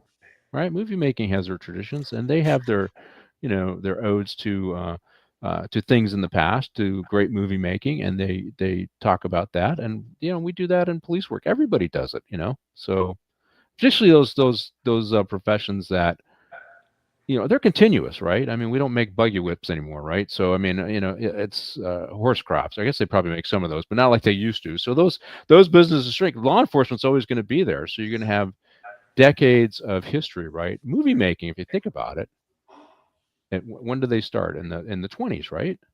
So we got over 100 years of 100 years of movie making now, right? So, yeah, I do enjoy that kind of stuff, Ralph. I didn't see that. I didn't catch that. It was, remember, the $100 was "you can't catch me" kind of thing, that I left in the bank, right? And so Casey Affleck says, "Yeah, here's your $100 back," right? So, but he kept it because he knew he could use it as a tool to get out eventually, right? Well, first of all, the FBI would not let Casey Affleck have that $100 bill. No, I know. Especially with something. I mean, that's not going to happen. I mean, you know that, right? Right. And the audience watching here, there's no way the FBI is going to let the evidence go back to Casey Affleck. No way. Oh, in regards to the Gill, this was truly his effort to before announcing retirement. I don't know, Gambit, did he do the one where he was in the sailboat before or after this one? Remember the one where he's in the sailboat and he crashes into a container? What's the name of that? That was 2013. Okay, so all right, so this was his last one. Oh, okay, yeah. Well, last movie, yes. Last acting job, no. Okay. All right. Thank you, sir. But so was he was Robert Redford was 81 when he made this movie, right? Because he just died at 89. Yeah. So well, let's see. So this was released in 18, right? So I don't know. You do the math. That's 8 years, right? So yeah. I guess 89. Yeah. So that's a long. You left out Jeremiah Johnson. Yeah, Jeremiah Johnson. Yeah, that's a great movie. The Natural, Indecent Proposal. I Gambit, I liked him in The Great Gatsby. I guess I read that book too, though. So I kind of, that's F. Scott Fitzgerald, I think, who writes those, that wrote that book, right? And I read a couple of his books, F. Scott Fitzgerald. Different lifestyle. He presents the upper crust, during the 20s and 30s, right? John F. Scott Fitzgerald. That's what he kind of writes about, and the drama they go through, the hypocrisy they go through, all of that stuff. Oh yeah. Okay, let's see. I had a scene in one of the later Marvel films. He had a scene. Oh, he did. I didn't know it, but it was filmed. Yeah, he was he turned out to be the bad guy in it. Well, did you notice when they were showing him, they go back during his escape scene. So you might as well show the escape scene. They go back and they use clips of him in other movies during these escape scenes, right? And which I thought was kind of interesting.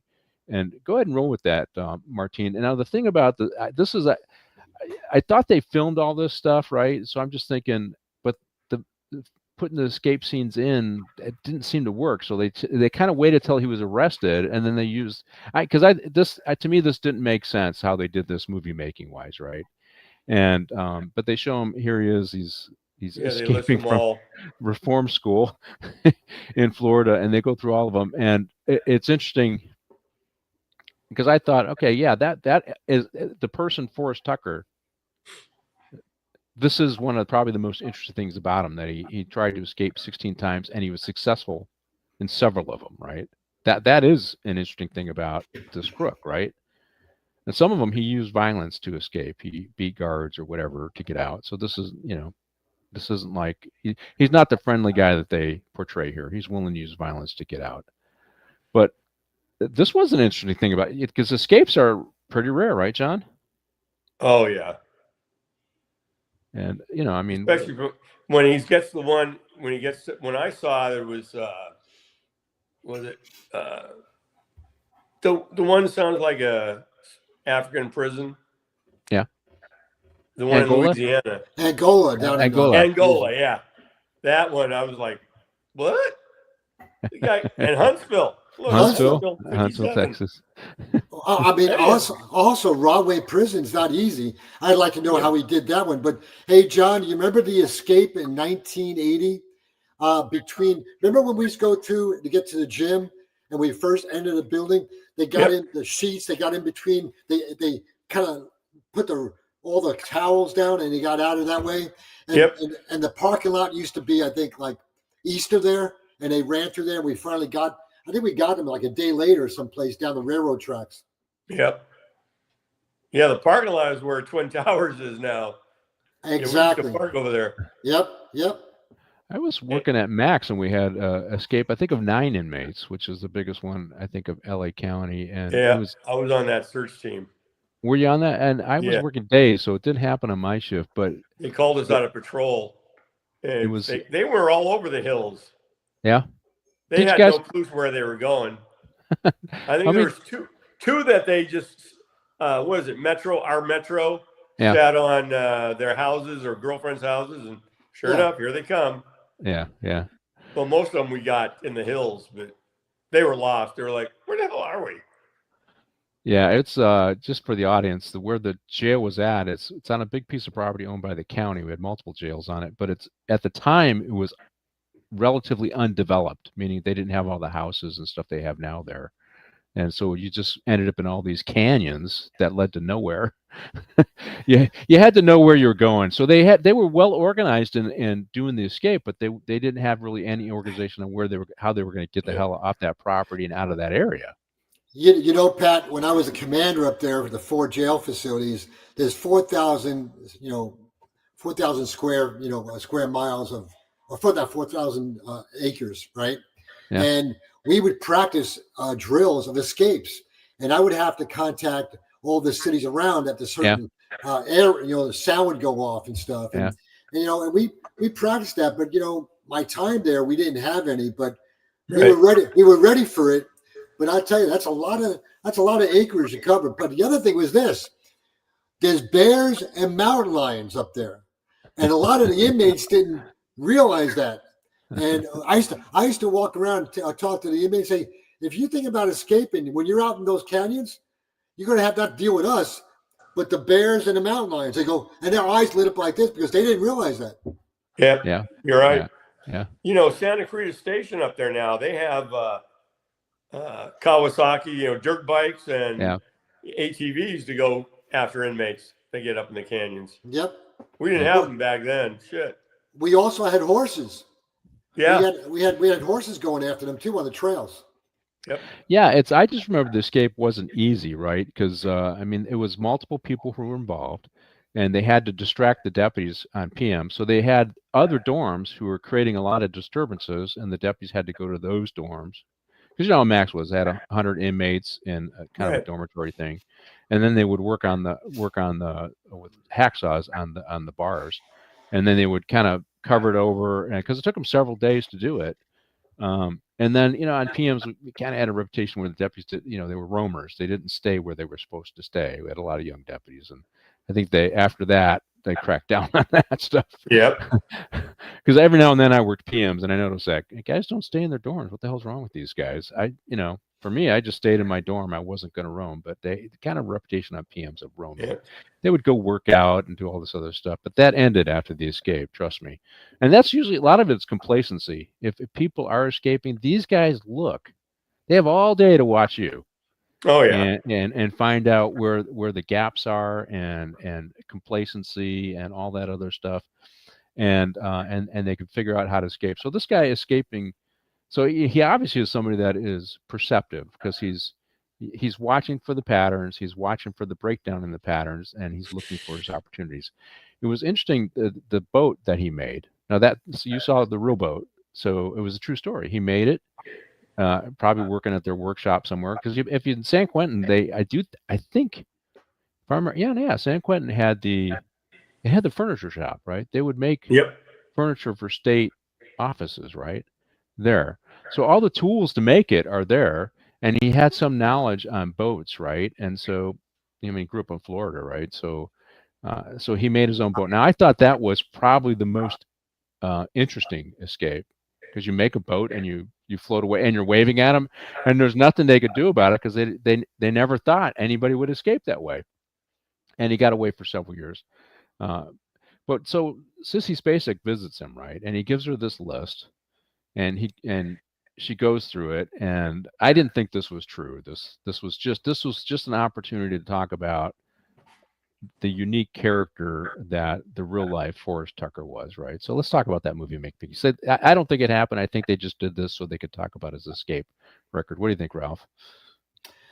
I don't know, but guess what? It made okay for the movie in a way, because here she is looking across the table, and she's looking down, and he's going through each one. She's reading it, and then I like the fact, what's 17? What's number 17? And he goes, that's for the next time, I guess, But anyway, and then she says, I think you just should stay put, and and he did, and then she picked him up, and when he was released, and he couldn't help himself, That's the part of the story that's true. So she did like him. He was affable. Yeah. I suspect he wasn't abusive, because she went and picked him up. Right. And it says in the movie that the real life, she annulled the marriage, but she maintained the relationship with him. So. Yeah, I was surprised when she found the gun in the glove box that she didn't dump him right then. So she was into him. She was lonely. Her husband had passed away. She was a widow, Yeah, that's exactly right, Alpha. They make caskets there. So. Yep. I have not been to. You've been to Angola? I've not been to Angola. When I was doing. No, I don't want to go there. Stint in custody. Too many bugs. Yeah. So, I was actually happy to get out of custody when I got out of custody. So. Oh God, I hated custody. And my last gig, so I was custody chief for just 3 months, and then my last gig was East Patrol Division, and I was really happy to get out of custody, just because it's a bear. And I was telling folks, I go, I was probably slated to be the assistant sheriff for that, but I was so happy to get out of it, because if you're trying to do custody right, it takes 5 years off your life, in my opinion. Oh yeah, I thought it was the most difficult. If you were doing it right, it could be one of the most difficult commands for an executive in comparison to patrol. I'll tell you right now, being a captain at Narco for 3 years was a piece of cake compared to when I was inserted abruptly by you-know-who into Men's Central Jail, which I was there 3 years. And I got to tell you something, that's heavy lifting. And you know something? Now they have 2 captains that do the job that I did. I saw that. And let me tell you something. If my wife was here right now, she'd tell you, I worked from 5:30 in the morning to 9 o'clock at night. Yep. And let me tell you something. That's heavy lifting, especially during the time, because trying to change a culture that was going on in there that a certain person influenced. Allowed. Yeah. I remember so somebody was taking over as a new captain. He had, an easy path. He's not a chief over there, but now he's suddenly the captain of. And he was working for me, and I just said to him, "Hey, listen, dude," I said, the sheriff didn't like him. I said, I'm not going to let anybody hurt you, but you got CJ, and here's what I need from you. We can't backslide on all this federal consent decree stuff. So you need to figure out And you need to sell it to the deputies. We got to stop forcing this stuff down their throat. We need to sell it to them, remind them of their oath and the Constitution and all that other stuff. But a captain who sells it to them is a lot easier for them to accept than a captain who forces it down their throat, right? And the guy killed it. He did a great job. I heard that he had set his watch. He would go and grind out for 20 minutes, and every 20 minutes he would get up out of his desk and go talk to another floor of deputies. Then he would go back and instead of do more paperwork, because it was a paper grind there too. Huge paper grind, but it was the connection. The captain had to sell. What I said is, we can't, the last regime is forcing everything down these guys' throats. We can't do it that way. We need to get them to embrace the professionalism as a custody officer if it's ever going to work. Do you know where I'm going with that, Ralph? And he did a great job. Oh, absolutely. I know what you're talking about. Unfortunately, when I was there as a captain, I had a lot of people way above my rank as a captain who were working against it. Yeah, I know. Against it. And I had a commander and a lieutenant one day not tell me they're going to go early morning briefing. And I found out, and I showed up and their eyes lit up. And what they were spewing, I inserted myself and said, "This briefing's over." And the commander looked at me, and I remember when this commander was just a trainee, and I was a sergeant at one time. And I told him later on, one-on-one, I said, "You know something? You're going to pay for this, what you're spewing right now." Yeah. And I got to tell you, it's not easy when you have people above you that are trying to interfere with the right path, or when you try and impose upon the deputies to save their careers. Yep. That's just tough. So I was happy to leave custody. All right, I got a question for you guys since we're all over 60. Old guys going to jail and prison. It ain't easy for the older guys, right? Nope. And it ain't easy. I mean, prison could be a tough place. I mean, we look at older guys and put them in easier places. They'll be low, what do we call them, low security generally, right? But going to prison's not an easy thing for an old guy, right, John? John's talking to his dog. John, yes. Huskies. I got two of them. Yeah. Go. But going to prison's not an easy thing. Go to your room. Right, Ralph? No. Well, no, it's not. I don't care if it's young or old, but especially old because of the fact that the body gets older. How are you going to deal with some of the confrontations, physical confrontations? Yeah. And then it also depends where you are in the rank structure or a certain group that you're connected with. Somebody's always going to try and take you out. Yeah, even if it's just, they're going to take your stuff. You got a commissary, they're going to take your chips or whatever, your honey buns or whatever it is. They're going to take your shoes if you got good shoes. And, your body gets older and you get the mattresses are what? That thick, and then you got this sorry pillow and so it's not easy going to prison, and it's certainly not easy going to prison as an old guy. I mean, that was my point. And so for this guy to keep going back, even as he got older, knowing what he was facing, John, right? So going to prison as an old guy is not an easy thing to do, right? John, well, it depends where they put him, too.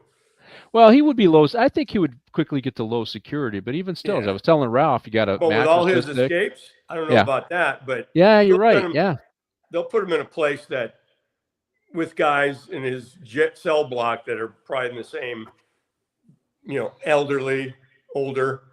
Yeah. Well, with his escapes, he's not going to be minimum security. Yeah, he can't be. You're right. You're absolutely right. So, nope. Yeah, it's just when just for the audience, when we get a guy in, he gets evaluated based on his entire record, what his security status will be, high, medium, or low, right? And if they're high, they can work their way down, right, based on their behavior over time. But they have to show it. But yeah, you're right. With 16 escapes, you ain't working your way down to low. No. Though you're going to stay high the whole time. You'll be in high power at 1750. Yeah, you'll be a high risk escape risk because they're not going to give you an opportunity. Yeah, and so all right, we got one more scene, and let's roll that. And sorry about that with the dogs. That's okay. It's institutionalized. Now I titled this scene. It's not very long. I mean, he gets out, and she comes and picks him up, and he's having this life, and he can't take it. And he says, I got to go out. And then he goes out and he robs 4 banks, right? And he gets caught again. And he goes to prison for the final time. And, he, as we said earlier, he likes this stuff. He enjoys it.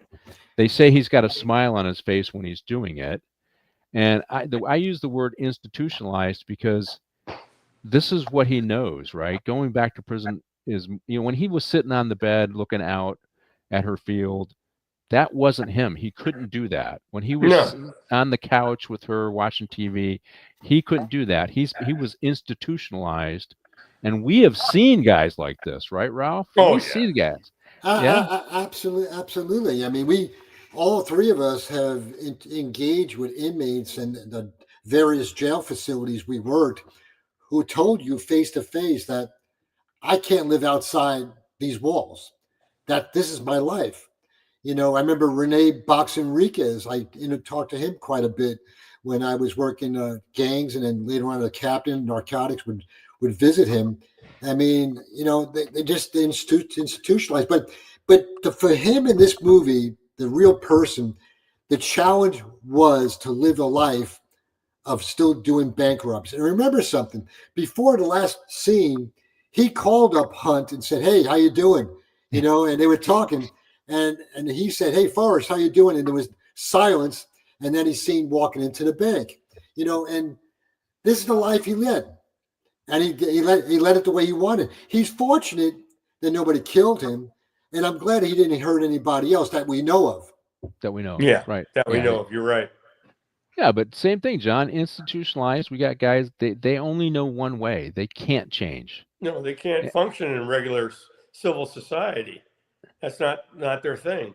You and I looking out that window, we'd have a cup of coffee, go sit on the porch, then get our day started, go ride the horse in the thing, go have some lunch, ride the horse around for a couple hours.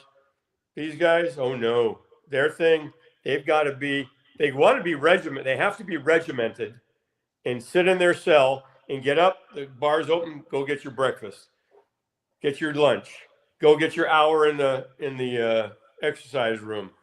That's all they did. But that is the only way they can function. They can't function in real society. They can only do it for a short time, especially if they're drug addicts. But if they're not drug addicts, their drug is crime. And they sit around and they're like, I can't do this. They can't. They can't relate to people on a regular basis. You and I can sit here and shoot the shit and talk about 10 different things from work to football to everything. They can't.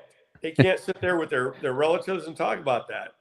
They function in the penal system. Yeah, a couple thoughts. So in prison, it's loud.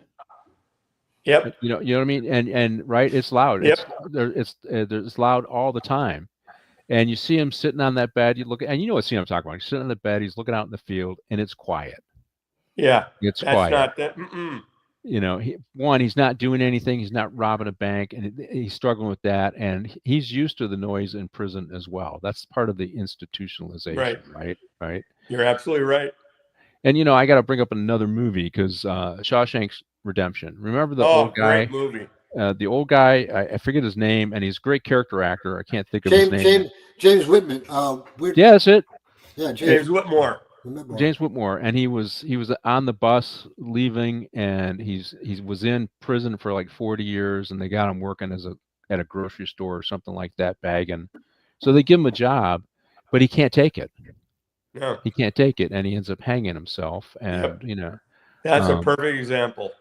Right, and so they talk about that. That's when these guys are institutionalized like that. It's really hard for them to reintegrate society because one, they don't have the family connections. We already talked about that. They burned a lot of those bridges, right? And if you do 40 years in prison, a lot of even people that might still have some faith in you, they're long gone, right? All right, they're dead. They passed on. Maybe your parents are passed on. So the mom who might have faith in you is gone, and your siblings probably won't have anything to do with you because you've been in prison. They don't trust you around their kids or whatever. And so it can be if you've been in for 40 years or 50 years, it could be a lonely experience when you get out. And they show that, James Whitmore's character in Shawshank Redemption. That's what I thought about when I wrote the title to this little scene, Institutionalized. I thought of his character, and that's where our guy here, Forrest Tucker's at. Yep. You know, and you know, Pat, on that topic, I'd love to see if you could get Michael Franzese on this podcast with you. And well, you used the term great. You know, I mean, I've met him numerous times here. I'm talking his podcasts are great. Oh yeah. I mean, he's really upfront. Well, would he do a 2-hour movie review? You know, I don't know. I don't know. But you know, it would be very interesting to the topic you brought up to get his input on what we're talking about right now, because you've probably seen him, John, and I don't know if you have, Pat, but he's very open. I don't know how much money you got to pay this guy to get on, because I'll tell you right now, he doesn't do anything. He doesn't do anything for free. For free, right? Yeah. But it would be very interesting, you know. And I've conversed with him very briefly in Newport Beach, and very interesting gentleman. You know, his dad is a lifetime, you know, mafia and lifetime prison. Yeah, he was in prison. His dad died on April 2020, because when I met Michael was August 2020. We had a very nice conversation between each other, and he couldn't fly back to New York to see his dad, you know, ceremony being, you know, died, because the FBI told him no. And you know, his dad had a contract out on him. Yeah, at one time he did. He thought he had turned, was a snitch.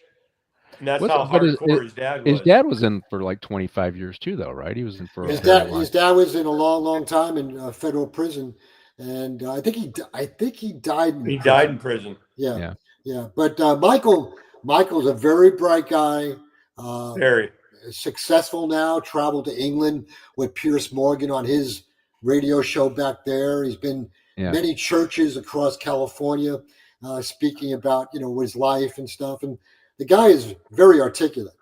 Yeah. I've seen a couple of them. I just saw one of them show that he did 15 most dangerous hitmen for the mob or something like that. He did 10 guys, or maybe it was 15. I can't remember now. But yeah, he's interesting. Unless you wanted to volunteer, you know, this is we're on a shoestring here.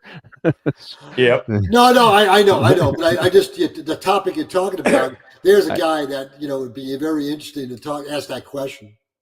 So we got so Out of Africa. Yes. Out of Africa was a good flick, but I didn't really watch it. Just part of it. Yeah, but that was Robert Redford, right? He was in that one too. So yeah, with Meryl Streep. Meryl Streep. Yeah. So, and that's, you know, he played against a lot of the famous female leads, you know, a lot of them, right? You know, and so I think this was a good movie for Robert Redford as last movie. I guess I didn't know that it was the last movie, and fit our cop and crime genre right here on this show. But good movie, good actor. Sorry to see him go. I think I just watched F1 with Brad Pitt, and he kind of reminds me of the career trajectory of Robert Redford, right? So it's a great movie too. We have a neighbor who's got a big soft screen, you know, and he puts it up, and like 12 of us came and they projected on a thing outside, so we got an outside theater thing. But that's a great movie too. But I see Brad Pitt as kind of like the new age Robert Redford and that kind of stuff. And so, but yeah, this is a good movie for him. Sorry to see him go, but yeah, we got some good actors that are still out there. Hey, thank you guys for joining me on Morning Coffee with the Chief yet again. Yeah, let's see. It was CIA movie with Redford and Brad Pitt. I thought about that movie too. So, but I think this was a good one because it was the last movie and it was based on a true story. What was the CIA movie with Brad Pitt and Redford? I think it was he played an Irish guy. No, maybe that was with. No, that was Harrison Ford. Harrison Ford. That was Brad Pitt was a field operator, and I think the Spy Game was with Spy Game. There you go, Spy Game. Thank you, Gambit. Thank you, Gambit. But yeah, so it was a good show. But hey, we're at the end of our show, guys. Stick around for a quick debrief, and thank you, Gambit and Alpha, and all those guys who stayed with us all the way through the show. And I'll be dark next week because I'm redoing my kitchen downstairs, and they're going to be making a lot of noise. But good. I want to go golf on Tuesday. Hopefully, I'll be back in 2 weeks with something with Diane Keaton. I think I'm going to do it. Don't call. Diane Keaton. Don't call. No, I'll be working out. All right, guys. Hey, thank you for joining us. Morning Coffee with the Treat. We'll see you guys in a couple weeks. Good to see you, all John. Right, Pat. God bless. Take care. Ciao.